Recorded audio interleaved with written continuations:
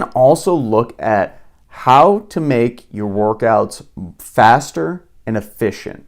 So if you are really strapped on time, there are a lot of little things that you can do to actually increase the likelihood that you will be able to finish your workout quicker.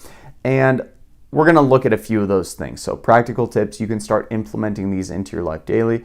The first thing I did want to go over is this idea of doing a little bit of exercise versus no exercise at all.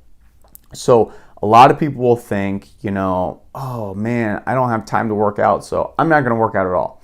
Well, let's be honest. Maybe you have 10 minutes today, 10 minutes of time that will be free, will be uninterrupted, and that you could work out. You can fit in a small walk during that time, and that will give you so much benefit over time. It may not seem like it, but if you are doing this very, very long term over a long portion of time, that's going to add up. So something is 100% better than nothing. Another big hack when it comes to making your workouts faster and more time efficient is having a plan. So having a plan limits distractions, and it also keeps you on task. So both of these things are super, super crucial and important. So when it comes to limiting distractions, maybe you are working out from home or you're going to the gym and you're thinking, oh, what workouts can I do? I'm just going to look online for something. Once you do that, guess what? It's a never-ending rabbit hole of I just wasted the entire last half hour looking online at something that had nothing to do with my workout. So that's one way. If you have a plan, you're limiting those distractions.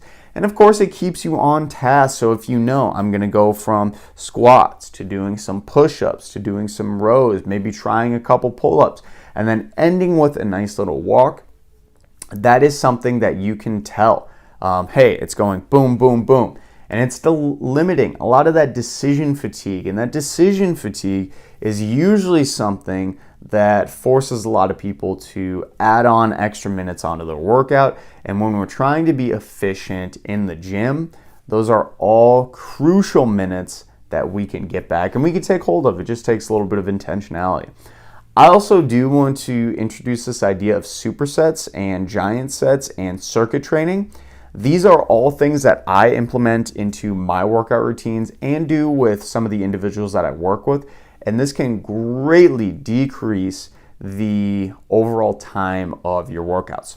So a superset is essentially when we take two exercises of differing muscles, so maybe legs and upper body, or maybe we're going to do quads and our shoulders. So we have two muscle groups we're working, and we're going to pick two different movements that will work those two different muscle groups. So maybe we're going to do squats and we're going to do push-ups, working our quads, working our shoulders. And then this is where it gets fun.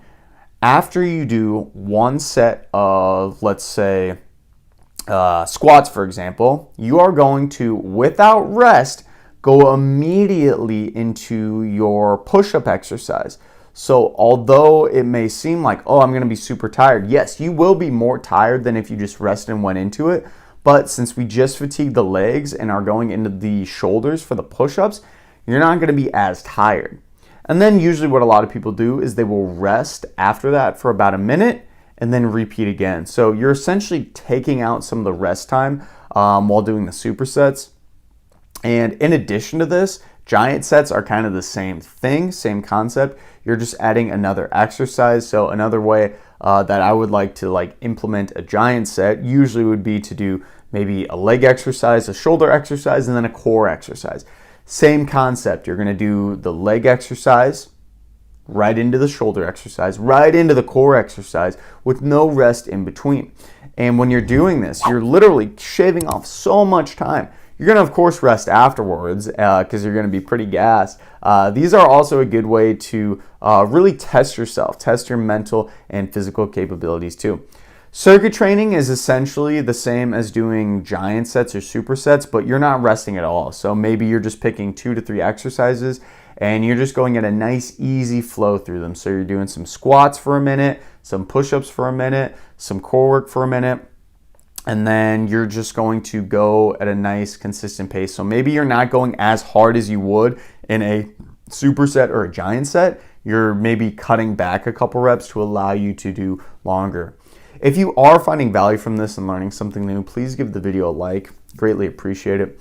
Another thing that you can implement to make your workouts more efficient and faster ultimately is think about going to failure. So if you only have the ability to go to like do one set of squats, for example, you can really push that one set to a maybe max set of 10 repetitions of whatever you're doing, or just doing as many as you can in a minute, as hard as you can. Going to failure is super potent because you're increasing the intensity quite a bit, which means your volume or the overall time that you would have in the gym goes down. So if you only have a little bit of time, go as hard as you can for a little bit, and then that's good enough for the day. Another great way to make workouts more time efficient is to limit your phone use.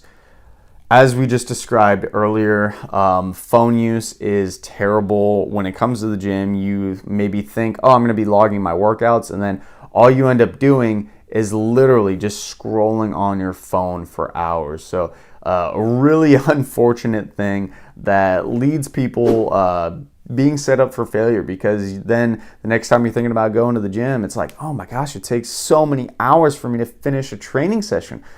If you just limit your phone use, I know a lot of people who just don't even take their phone into the gym. This is a great way to do it. If you do need your phone, maybe have it in like a separate bag, and then kind of out of sight, on the mind. Pick a playlist to listen to, and then just set it and forget it. Also, the last thing I wanted to look at when this is looking at working out with a partner versus alone.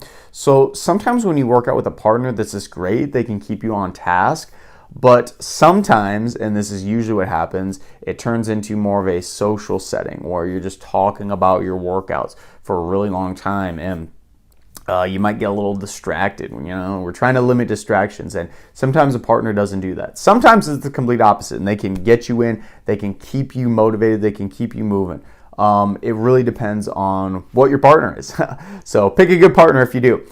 I like working out alone, as this really allows me to just say, hey, I'm going to take the next hour, no distractions, no talking to people. I'm going to get in, get out, get my workout done. That is by far one of my best pieces of advice I can give. But if you're somebody who likes working out with a partner, that can be a good idea for you to implement into your life.